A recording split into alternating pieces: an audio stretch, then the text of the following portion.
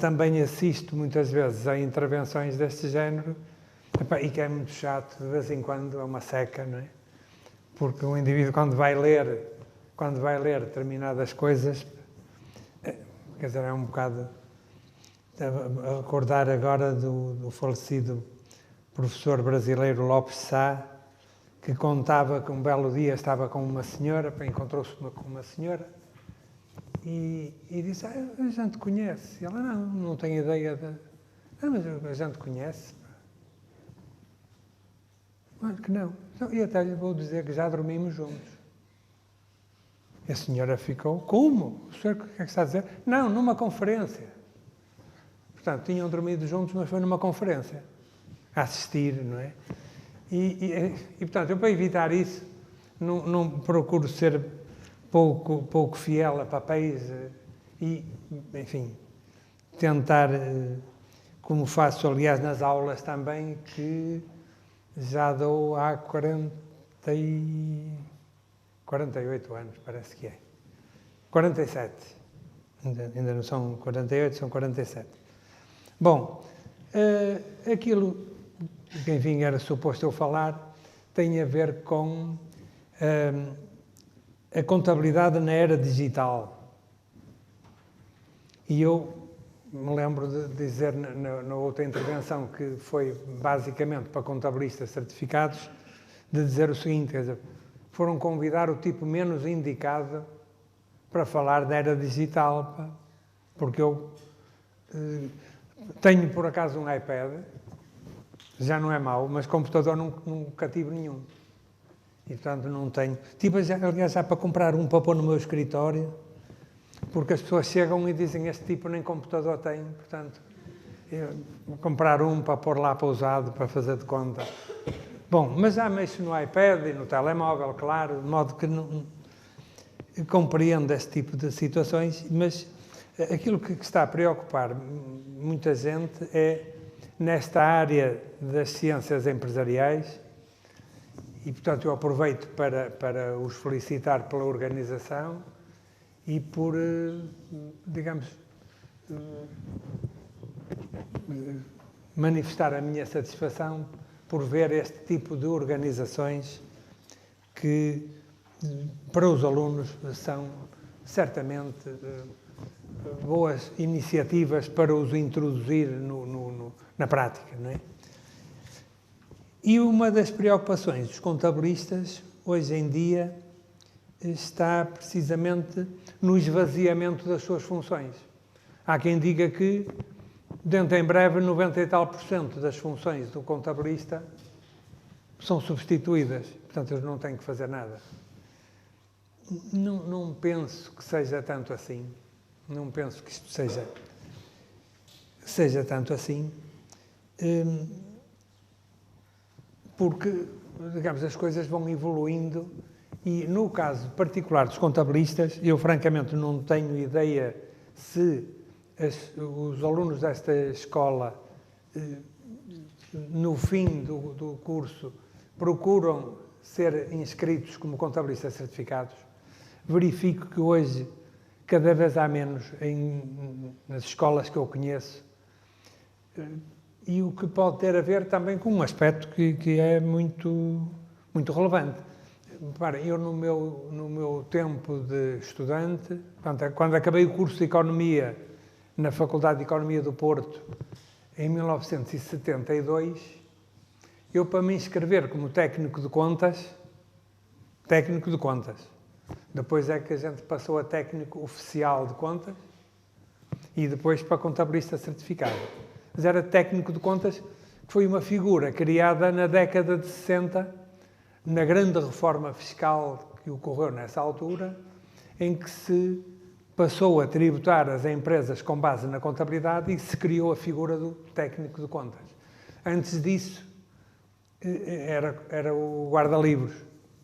Aliás, eu conheço isso bem, por experiência, porque o meu pai foi guarda-livros. E antes disso, eu era muito pequenino, não me lembro, foi ajudante de guarda-livros. Portanto, na altura, havia o ajudante de guarda-livros, depois o guarda-livros, e passou-se depois para o técnico de contas. Mas para uma pessoa se inscrever como técnico de contas, era certidão de licenciatura e o registro criminal. Pronto, estava inscrito. Qualquer pessoa, pelo simples facto de ter um curso. Os cursos, na altura, Economia, havia no Porto a Faculdade de Economia de Porto. Não havia Católica, não havia Fernando Pessoa, não havia coisíssima nenhuma.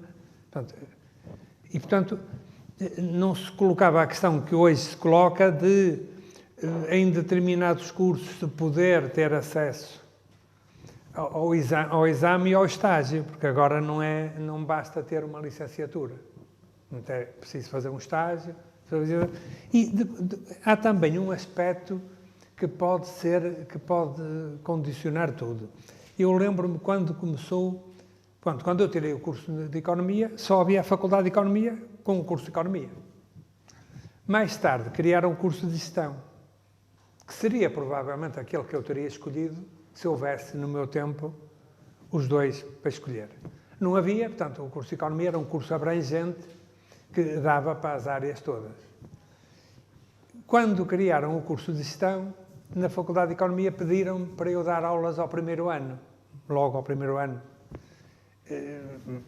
Uma chatice, eu estava habituado a dar aulas ao quinto e o primeiro, aquela miudagem, vinha toda do secundário com uns vícios e tal, enfim. E logo na primeira aula eu disse-lhes, bom, a cadeira é de contabilidade, portanto, o vosso curso é de gestão, não preciso de dizer, como se calhar dizem todos os professores, que a cadeira deles que é muito importante. Eu não preciso dizer, então, contabilidade e tal. Um burburinho logo na sala. Terei dito algum palavrão ou qualquer coisa. O que é que foi, então? E diz-me lá um aluno, contabilidade? Porquê? Isto é curso de gestão. Tá bem, já percebi, pá. Não tinha percebido. Pronto, vocês aqui andam a tirar o curso para ser gestores, não é? Terem um carro, o cartão para despesas, para irem comer, não sei o quê e tal. Isso é que é o gestor. Pois, contabilidade temos o contabilista. Portanto, o gestor é um tipo mais ou menos que ganha bem, não é? Se possível trabalha pouco e depois, aquilo que precisar tem lá uns tipos para isso, não é? O contabilista, tem lá um contabilista. Está bem, pronto. Portanto, a ideia das pessoas era muitas vezes a de que o homem da gestão, o homem da contabilidade, era um tipo de mangas de alpaca, não é? que fazia lá uns lançamentos, não é? Fazia uma classificação de documentos, mas que não era coisa importante. Ora bom, isso não é assim. Não é? E a verdade é que se modificou radicalmente. Ainda há contabilistas fracos, como há médicos fracos, como há arquitetos fracos, como há toda a gente. Mas, de facto, o que acontece é isto. Vou pensar no exemplo do meu pai, que tirou o curso comercial, correspondente ao curso comercial, e depois aprendeu na prática. Era um prático. E, portanto, não tinha formação académica. E havia outros mais fracos que ele, outros mais fortes, quer dizer, os conhecimentos dependiam muito da capacidade intelectual também das pessoas, mas, digamos, academicamente não tinham grande formação. Ora, hoje as coisas estão completamente diferentes. Não é? E podem pensar, bom, mas um tipo anda a estudar isso tudo para depois andar a classificar documentos. Bom, o classificar documentos é uma tarefa tão importante ou mais que outras.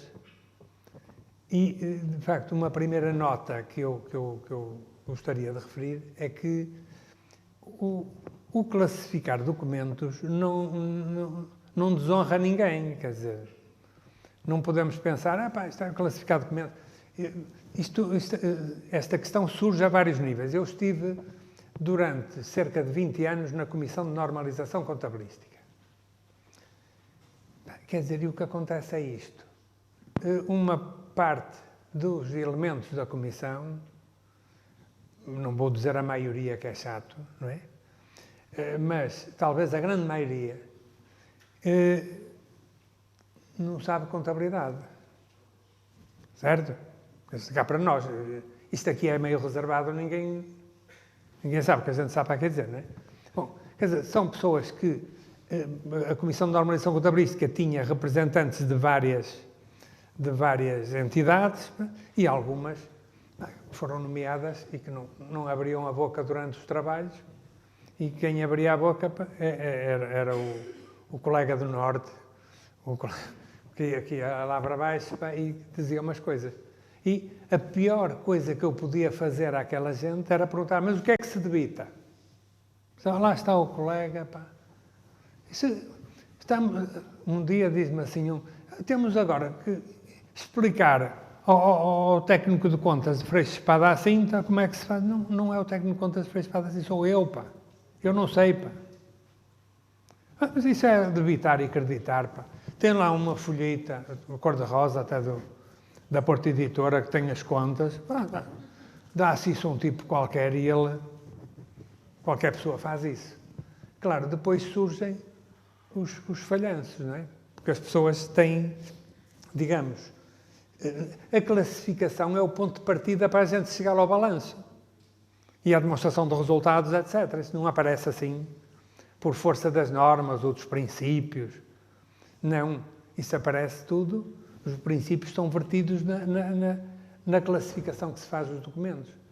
E, por vezes, e isso é uma coisa que enfim, quando estou a falar para estudantes, costumo referir, que é os riscos em que a gente se envolve na prática quando comete erros. E um erro na classificação contabilística pode ser uma coisa dramática. Há relativamente pouco tempo esteve no meu escritório um empresário com o respectivo contabilista. E um empresário, pessoa espetacular, uma pessoa espetacular, boa pessoa, tão boa pessoa que não ligou absolutamente nada ao facto de ter que ter pago cerca de 90 mil euros por um erro do contabilista. Sem fazer um comentário, pelo menos na minha frente. E isto por uma razão muito simples. Vou-lhes dar um exemplo concreto, o que se passou. Quando se compra, uma empresa que se dedica à compra e venda de imóveis, uma empresa que se dedica à compra e venda de imóveis, quando compra imóveis, tem que os registrar na contabilidade. Os imóveis compram-se através de uma escritura. Uma escritura, compra-se um imóvel. Registra-se isto na contabilidade. Como é que se registra isto? Em que conta? Ora bom, para que... E esta atividade...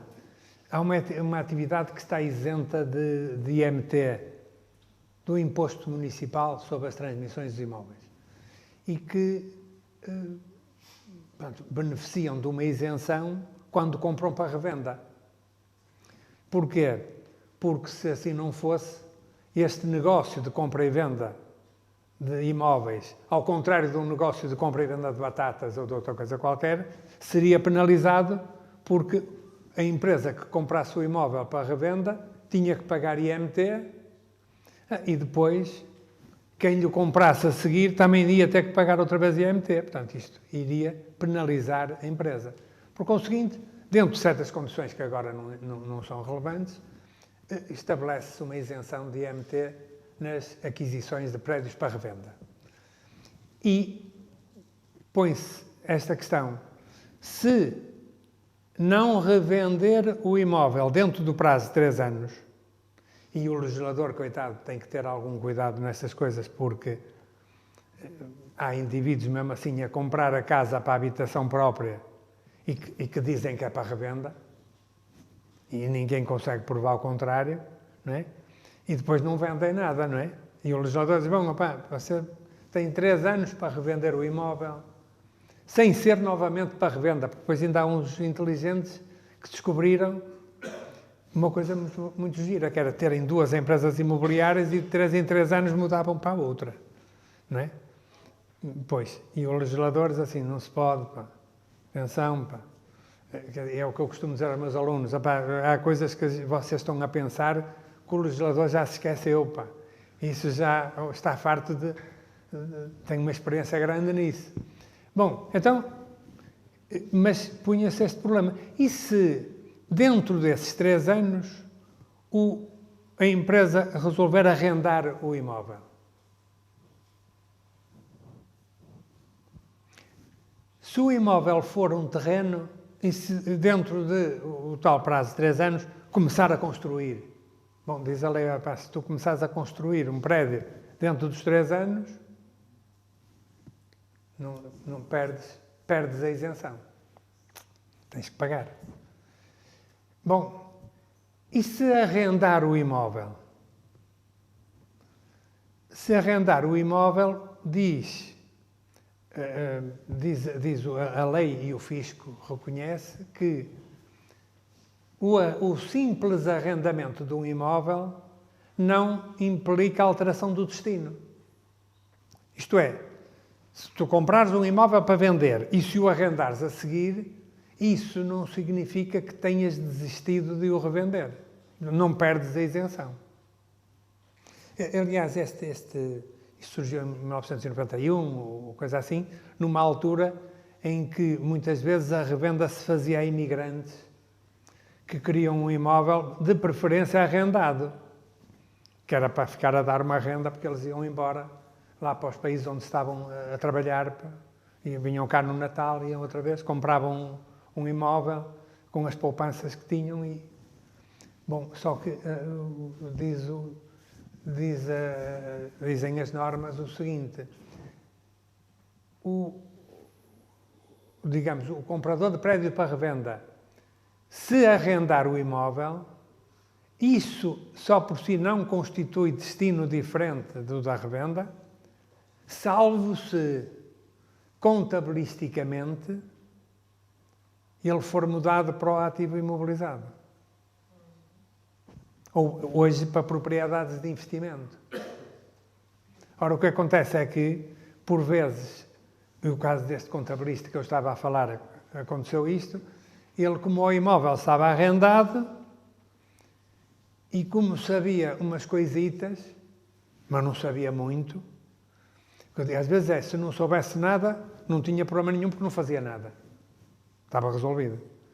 Se soubesse muito, também não havia problema porque ele não fazia nada porque sabia. Quando sabe assim, sabe pouco, pensa, isso o imóvel está arrendado, agora já não é. Aliás, onde é que se contabiliza um imóvel que se compra para vender?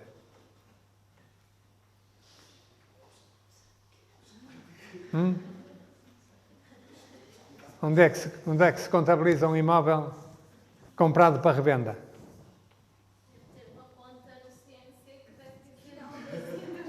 Pois não diz imóveis, não diz nada, não. Diz aquilo que nós damos na escola, que são mercadorias. Se eu comprar batatas para vender, são mercadorias. Se comprar prédios, são mercadorias. Outra coisa qualquer. Mas como há uma conta lá que diz propriedades de investimento, eu digo assim, bom, propriedade de investimento, está arrendado, não está a ser utilizado na atividade da empresa, então vou passar isto para propriedade de investimento. Imediatamente perde a isenção. E foi assim que o indivíduo teve que pagar 90 mil euros. Pronto, paciência e tal. Pronto, paciência. E eu ainda quis convencê-lo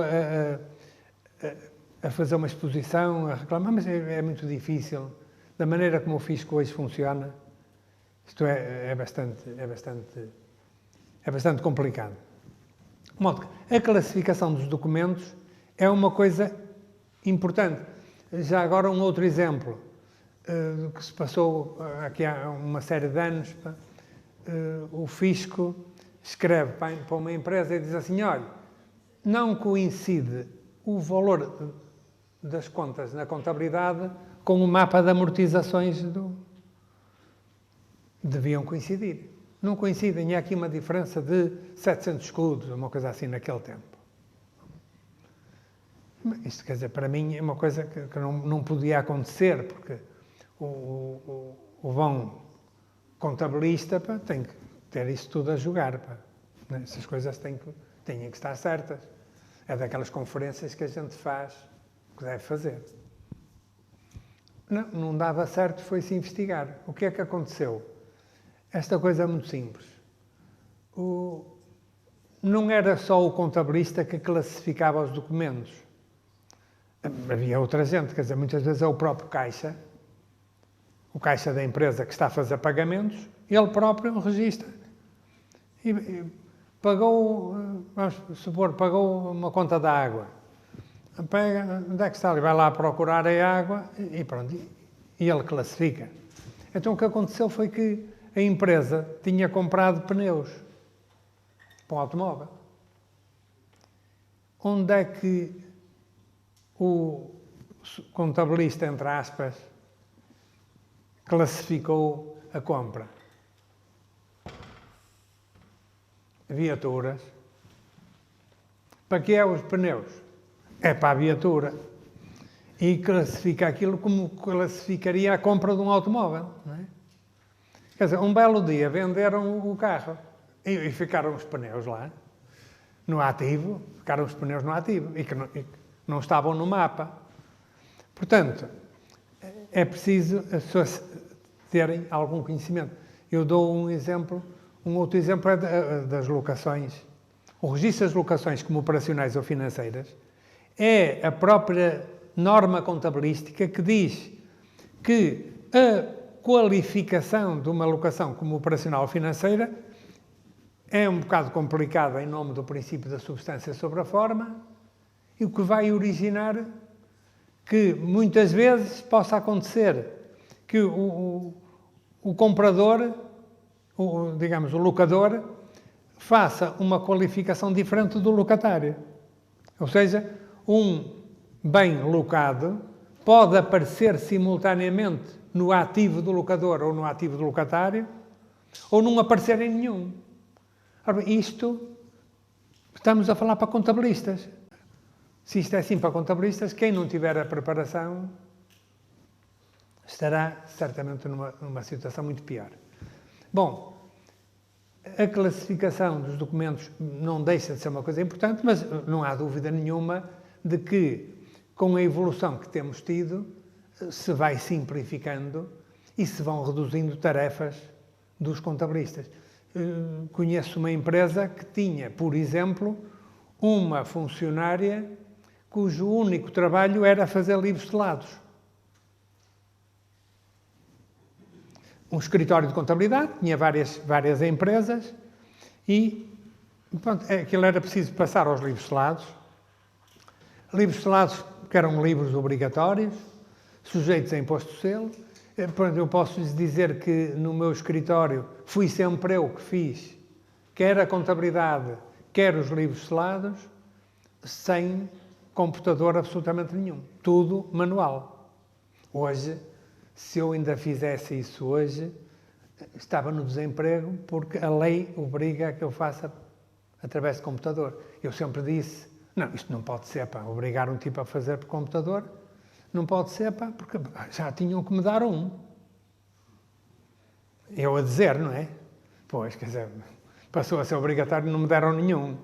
Obviamente, não é? Arranja de qualquer maneira, a gente lá tipo que arranjar quem fizesse. Portanto, os livros selados eram uma coisa muito chata. Eu confesso o seguinte, eu normalmente usava as férias da Páscoa, nas aulas, para fazer os livros selados. Até que houve um ano para que eu resolvi, como qualquer cidadão, ir ao Algarve nas férias da Páscoa e os livros selados.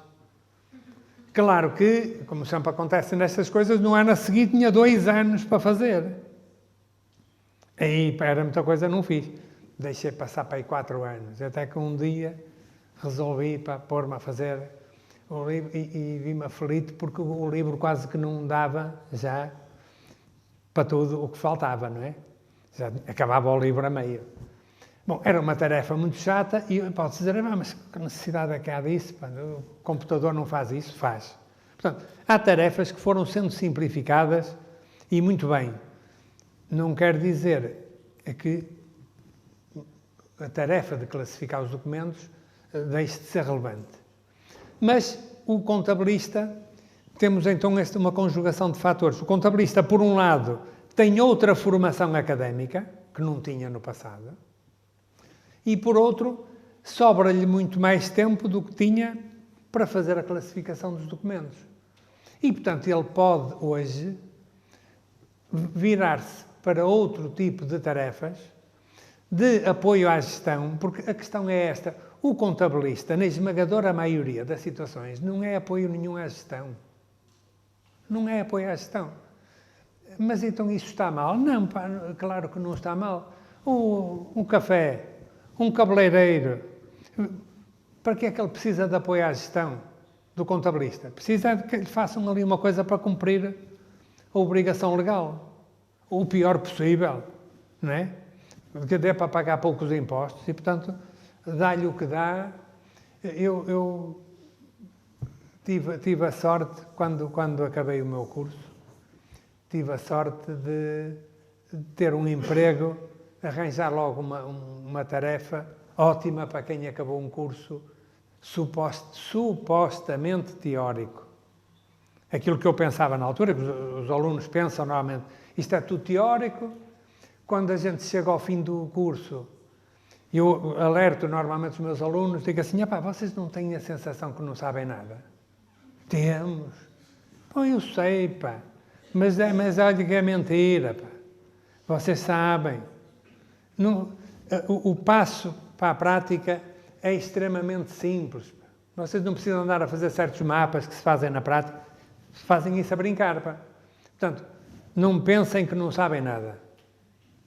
Vocês sabem, mas é uma convicção geral. E a malta até tem medo. Em dada altura, portanto, eu acabei o curso e pediram para fazer uma contabilidade de um talho.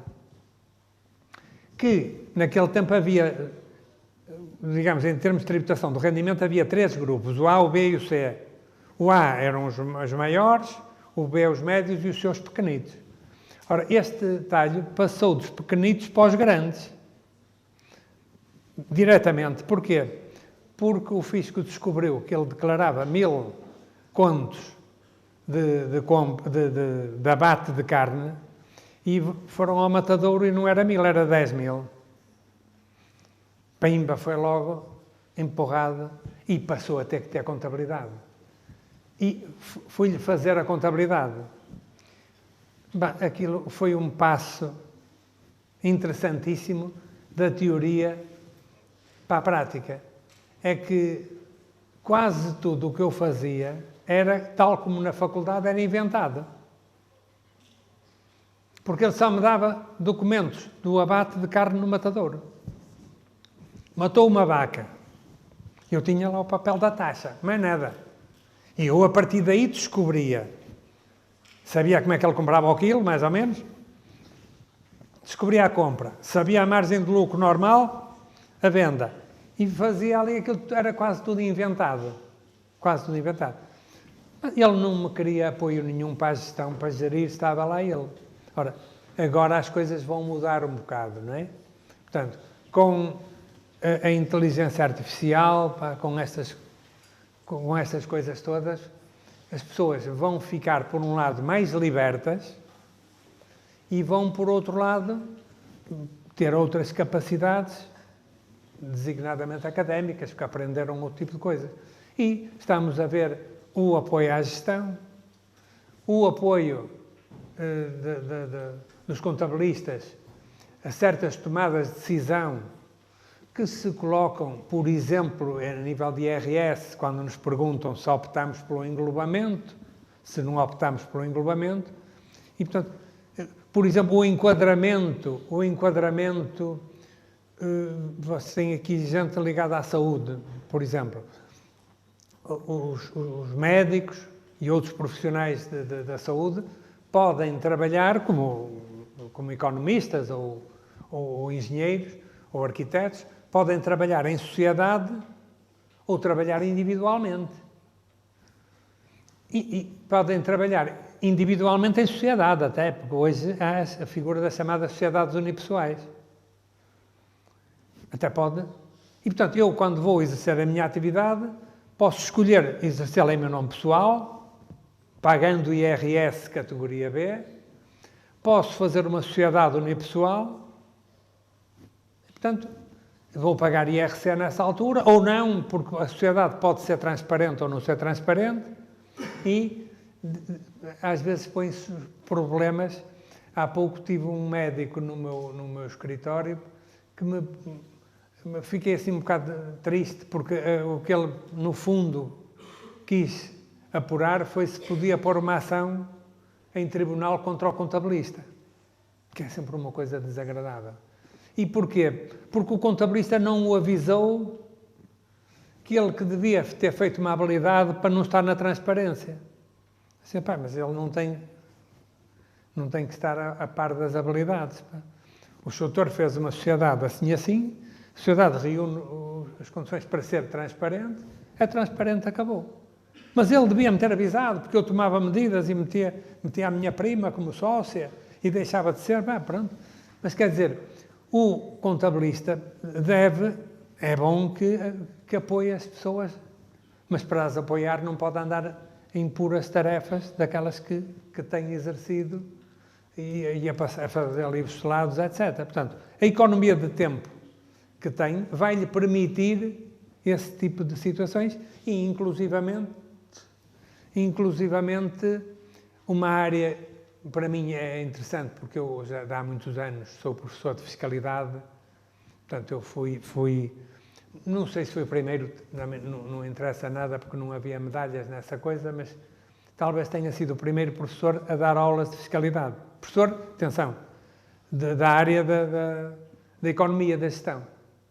Porque normalmente, ainda acontece isso em muitas escolas, há uma cadeira de Direito Fiscal que é dada por um licenciado em Direito e há a fiscalidade dada por um economista. Portanto, o licenciado em Direito, muitas vezes, aliás, eu tinha um advogado amigo que dizia assim, opá, tu não digas que és consultor fiscal, porque tu podes ter problema com a ordem dos advogados. Porque fiscal é direito, e direito é exclusivo dos advogados. Tu não digas e muito menos escrevas, pá. Está bem, pá. Mas dizia-lhe, bom, eu também não tenho problema nenhum, de certeza, porque se um dia me levantarem problema, como eu sou consultor fiscal de vários advogados, eles vão me safar, não é? Na altura, eles lá vão me desenrascar, não é? E hoje já não é assim, mas é engraçado. Quando eu fiz a minha sociedade, aqui há uns anos, a notária lia o objeto e quando chegava a consultoria fiscal, parava, e eu, olha, era bem esta, mas lá continuava, porque tinha-se essa ideia de que não podia ser, isso era exclusivo dos advogados. Ora bom, quem está em excelente posição para esta matéria é o contabilista. Para fazer aquilo que eu considero que é extremamente positivo, que é o chamado planeamento fiscal. Hoje tem-se condenado o planeamento fiscal, fala-se em planeamento fiscal agressivo.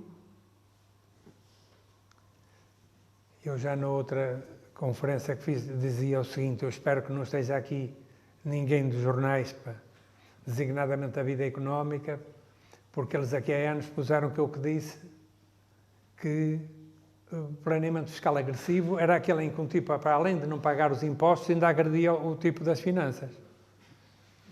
E eu não pude desmentir porque foi mesmo isso que eu disse, não é? Portanto, planeamento fiscal agressivo não existe, para mim. Ou existe uma fraude, isso é outra coisa, quer dizer, isso, faturas falsas, isso é outro mundo, e existe o planeamento fiscal, que é necessariamente uma coisa positiva.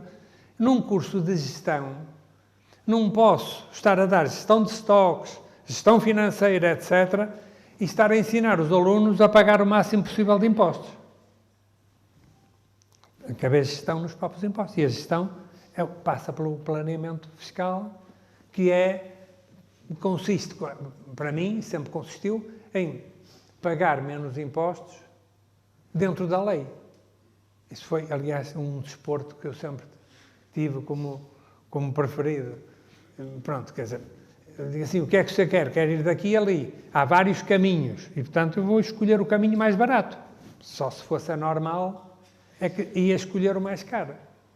Portanto, o que é que eu já olhei para ali, estão ali uns zeros, eu não sei o que é que aquilo quer dizer. Ali, é o costume, é o meu costume, pá. E agora puseram-me ali uma coisa, porque se não pusessem, eu estava aqui até me mandarem calado. Bom, o que é que eu queria, para terminar, dizer? É que, de facto, a inteligência artificial é uma coisa maravilhosa, pá. Sim senhor, pá. Mas o meu conselho é de que a gente aproveitasse a inteligência artificial para exercitar a natural. Usarmos a nossa cabeça, porque uma das coisas que mais satisfação pode dar a uma pessoa é encontrar soluções para os problemas com base na sua própria inteligência. A inteligência artificial, maravilha, pá. Sim senhor, pá. Poupamos muito tempo, mas vamos aproveitar melhor esse tempo. A fazer o quê? A exercitar a nossa inteligência natural. Porque é assim que a gente vai conseguir resolver os problemas e evoluir na nossa formação. E, portanto, espero que o contabilista, aqui há alguns anos, tenha mudado de estatuto, porque o toque, eu sei aquela ideia, o toque, já é o toque.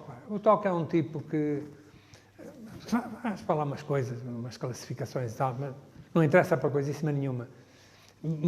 Isto mudou-se, estou convencido disso, em parte para dar uma ideia diferente. Portanto, agora é um contabilista certificado, já não é o toque do antigamente. Ainda há toques do antigamente. Okay? E, em alguns casos, não é preciso mais do que isso. Quer dizer, a gente não pode pensar que isso é uma questão importante. Nós não podemos pensar que as empresas que são todas grandes. A maioria delas são pequeninas. E isso é uma questão também que para mim é extremamente importante. Nós temos que ter uma ideia, com os pés bem assentes na terra, de que é que estamos a tratar. Porque muitas vezes a esmagadora maioria das empresas são pequeninas e têm as suas necessidades próprias, não é para gestão e não sei o quê. É para lhes fazer lá umas coisas. Portanto, e tem que haver de tudo, não é? Tem que haver gente para tudo. Outra coisa que eu costumo, mesmo para terminar, que eu costumo falar quando venho a uma escola, é uma coisa que me vai custando, que é, dizia o professor Marcelo Caetano, aqui há milhões de anos, dizia: o nosso país sofre de doutorismo. Dizia ele, porque já se sabia, na altura faltavam eletricistas e pichaleiros e trolhas e tal. E nós, é tudo doutores, não é? Ok, mas agora não é doutores, é professores doutores. Tem que ser tudo catedrático e tal.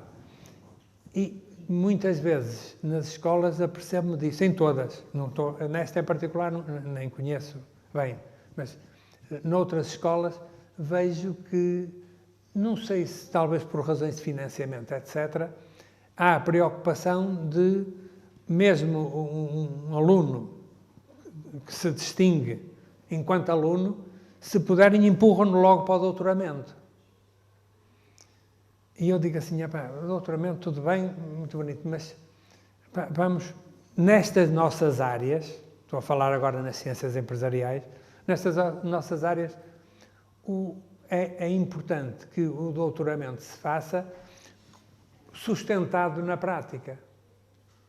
Quer dizer, eu não concebo um indivíduo que vai dar uma cadeira chamada Economia da Empresa ou Gestão de Empresas e que nunca entrou em nenhuma que não fosse o café, onde vai tomar o café quando vai para a escola, não é? Portanto, é importante, eu tenho uma filha que felizmente me está a substituir, pá, já não é uma ajuda para mim, e eu é que vou sendo uma ajudazita fraca já para ela, né? Pronto, e na altura em que ela acabou o curso da Faculdade de Economia, pôs-se a questão de ir dar aulas ou não ir dar aulas. Acabou por ir dar aulas para a Católica, mas na altura dizia-me ela, ó pai, são capazes de querer que eu vá fazer doutoramento, mas eu só faço pelo menos daqui a 2 ou 3 anos. Isto já foi para aí há 10. Ainda não fez, não é? Pronto, está como eu, pá. Eu também andei... Bem, no tempo em que eu acabei o curso, havia um catedrático por nomeação, que era o professor Fernando Seabra, que era o diretor da escola.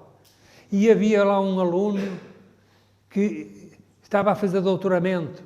Vocês conhecem certamente o professor Daniel Bessa. Era o único que estava a fazer doutoramento. E o doutoramento dele não foi como os de agora. Aquilo foi trabalhar no duro. E o doutoramento passava por fazer coisas novas. Não era por ir ler uns livros lá fora e copiar umas coisas e tal. Aquilo era coisas a sério.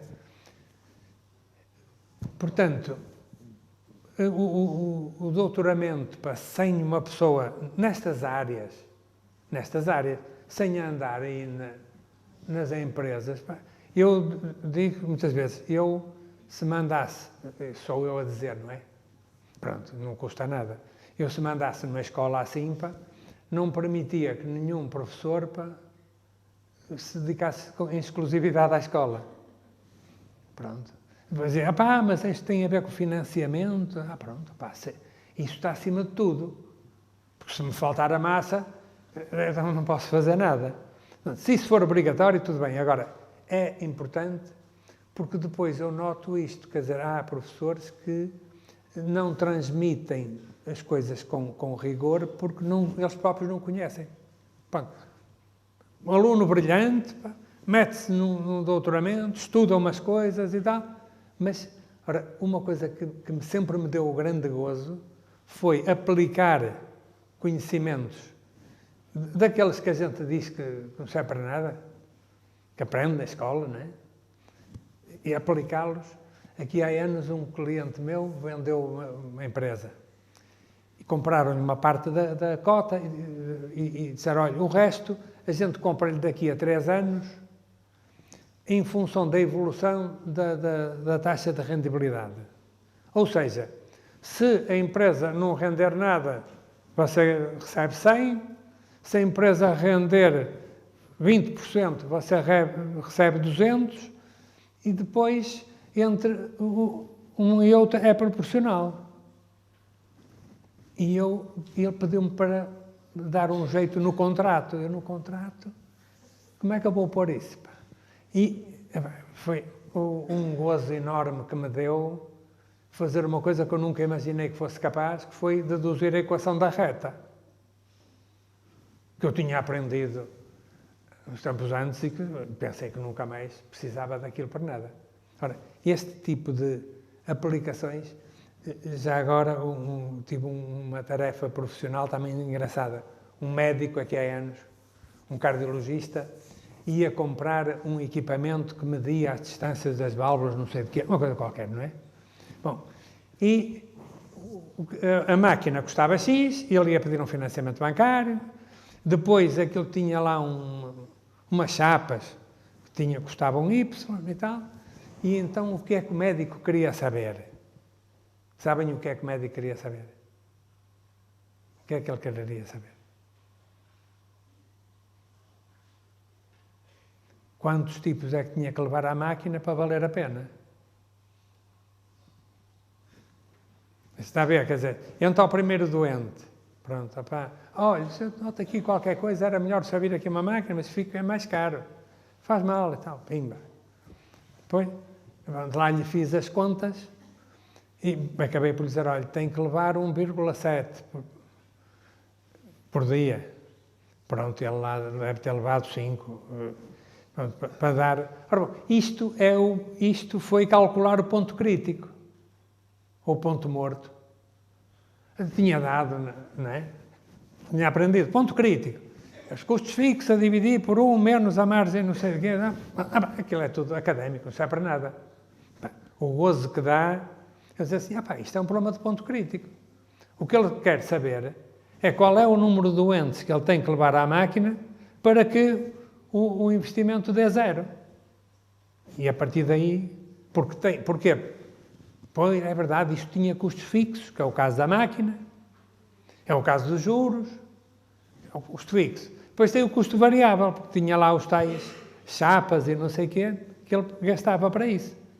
Portanto, o aplicar à prática coisas que aprendemos na teoria e que, quando acabamos um curso, julgamos que faz parte de umas coisas que nós tivemos que estudar para fazer os exames e que não vai servir para mais nada, não, pá. É mentira. E, portanto, esta era a mensagem que eu queria, já agora aproveitar, como estou numa escola como esta, que eu queria passar, porque penso que a maioria, fiz questão de saber, são estudantes e que estarão provavelmente com essa sensação e que convém para que limpem isso da cabeça, porque não é verdade. Ainda para mais, vocês têm uma vantagem, é que estamos numa época de pouco desemprego. Estamos numa época boa. Eu, ao longo destes 40 e muitos anos, apanhei épocas boas e épocas más. Os alunos houve épocas em que, quando a faculdade eram 5 anos, no terceiro ano já andavam a recrutar. Outros casos, nem depois de acabar o curso, quer dizer, uma desmotivação, tipo, anda a estudar para quê? De preferência espero chumbar, que assim anda aqui mais um ano, não é? Pronto, como eu, quando tirei a carta de condução, pedi lá ao tipo para me... Disse ao meu pai, é preciso mais umas 6 lições. Ainda não estás preparado? Não, eu não ia até carro. E como eu gostava de conduzir, pimba, mais umas 6 liçõesitas, não é? Que assim... Bom, obrigadíssimo pela vossa atenção, e felicidades para todos, está bem?